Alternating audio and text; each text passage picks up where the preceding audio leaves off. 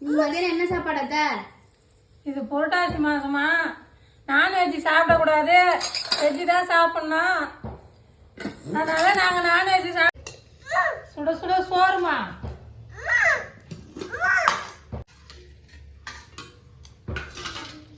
கருணக்கிழங்கு பொரியல்மா, இது பாருங்கம்மா, கருணக்கிழங்கு பொரியல்.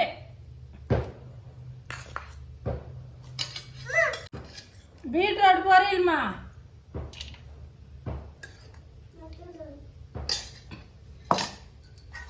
சுட சுட ரசமா.